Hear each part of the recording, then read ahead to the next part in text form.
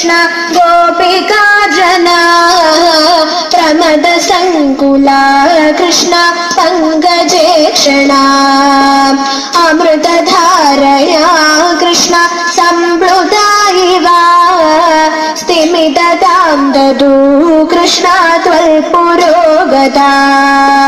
तदनु काचना कृष्ण त्वल्कराम्बुजम् सपदि गृह्णति कृष्ण निर्विशङ्किता घनपयोधरे कृष्ण सन्निधाय सा पुलकसंवृता कृष्ण तस्तुषीचिरम् तव विभो परा कृष्ण कोमलं भुजम् निजगलान्तरे कृष्ण पर्यवेष्टयत् गलसमुद्गतं कृष्ण प्राणमारुतम् प्रतिनिरुन्धति वा कृष्ण अतिहर्षुला अपगतत्रपा कृष्ण कापि कामिनी तव मुखाम्बुजात् कृष्ण पूगचर्वितम् प्रतिगृह्यतत् कृष्ण वक्त्रपङ्कजे निददति गता कृष्ण पूर्णकामताम् विकरुणो वने कृष्ण संविहाय माम् अपगतोऽसिका कृष्ण त्वामिह स्पृशे इति सरोषया कृष्ण तावदेकया सचललोचनं कृष्ण वीक्षितो भवान्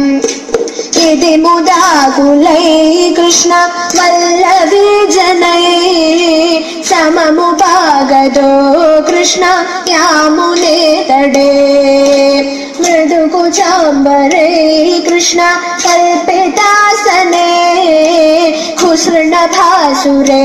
कृष्ण पर्यशोभता कतिविधा कृपा कृष्ण तेऽपि सर्वतो धृतदयोदया कृष्ण केचिदाश्रिते कतिचिदीदृशा कृष्ण मादृशेष्वतीति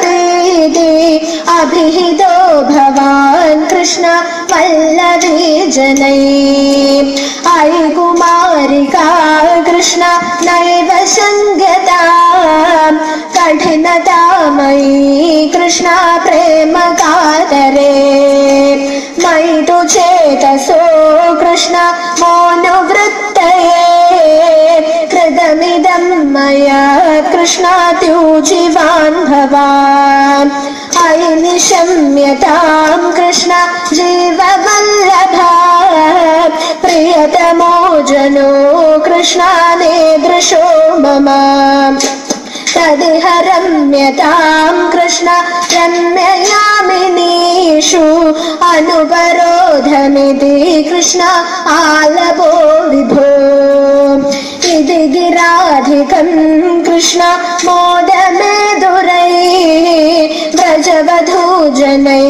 कृष्ण साकमारमन् कलितकौतुको कृष्ण रासखेलने गुरुपुरीपते